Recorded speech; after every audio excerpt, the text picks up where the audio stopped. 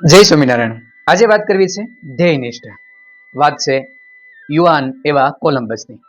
Columbus ઘણી વખત પ્રશ્ન પૂછતો કે આ સૂર્ય ગોળ છે, ચંદ્ર ગોળ છે, તો આ પૃથ્વી પણ ગોળ છે.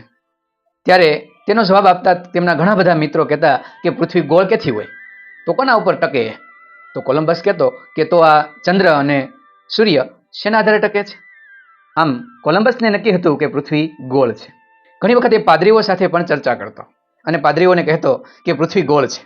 તો પાદરીઓ તેમનો વિરોધ કરતા અને કહેતા કે છાનો મનો બેસ, પૃથ્વી ગોળ નથી, એ તંબુ જેવી આકારની પૃથ્વી છે, એટલે જ એ ટકી રહી છે.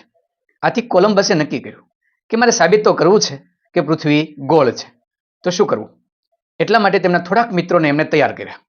કહ્યું કે દુનિયામાં ભારત અને બીજા અનેક એવા દેશો છે તે ખૂબ સમૃદ્ધ છે, ત્યાંથી આપણને ઘણી બધી ધન સંપત્તિ મળી શકે એમ છે.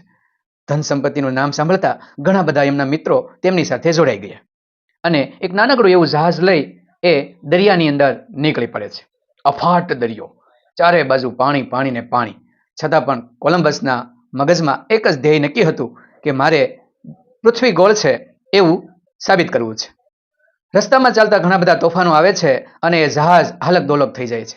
એક વખત એ જહાજ કંઈક ખરાબી આવી જાય છે. તેમના મિત્રો ધ્રુજી જાય છે અને કહે છે કે ચાલને ફરી વખત આપણા દેશની અંદર જતા રહીએ, આપણે ત્યાં પહોંચી નહીં શકીએ. છતાં પણ કોલંબસ માન્યો નહીં.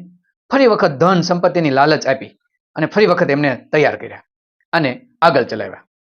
એમ ચાલતા ચાલતા કેટલાય માઇલોનું અંતર એમને કાપી નાખ્યું. એક સમય એવો આવ્યો કે તેમનું હોકાયંત્ર હતું ને એ પણ ખરાબ થઈ ગયું. એની સુઈ ઉત્તરને બદલે દક્ષિણ દિશા બતાવવા લાગી. ત્યારે તેમના મિત્રો એકદમ ભયભીત થઈ ગયા. તેમને ધ્રુવનો તારો જોયો અને કહ્યું કે આ તારો તો હંમેશા ઉત્તર દિશામાં જ હોય અને આપણું હોકાયંત્ર તો તદ્દન વિરુદ્ધ દિશા બતાવે છે. નક્કી આ હોકાયંત્ર પણ ખરાબ થઈ ગયું છે, એટલા માટે હવે તું માની જા, આપણે ફરી વખત આપણા દેશની અંદર જતું રહેવું છે. છતાં પણ કોલંબસ માનતો નથી અને કહે છે કે નહીં, આપણે તો આગળ જ જવું છે. એવે જ સમયે દૂર દૂરથી એક કિનારો તેમને દેખાય છે. બાળકોની કિલકારી સંભળાય છે અને એ પૃથ્વીનો ભાગ હોય એવું એમને લાગતું હતું. તેમનો આનંદનો કોઈ પાર ન રહ્યો અને તેમના મિત્રો પણ ખૂબ આનંદમાં આવી ગયા. તેનું જહાજ ધીરે ધીરે એ પૃથ્વી પર આવી પહોંચ્યું અને બધા નીચે ઉતરી અને એક નવો જ દેશ એમને મળી આવ્યો હતો. અને અંતે એ ફરતો ફરતો એ પોતાના દેશ તરફ આવે છે ત્યારે એને ખ્યાલ આવે છે કે આ પૃથ્વી ગોળ છે. એમ અંદાજ તેમને કોલંબસે જ મેળવી આપ્યો હતો. આમ કોલંબસ એક ધ્યેયનિષ્ઠ સાથનો યુવાન હતો. જીવનમાં ઘણી બધી મુશ્કેલી આવી છતાં હિંમત ન હાર્યો.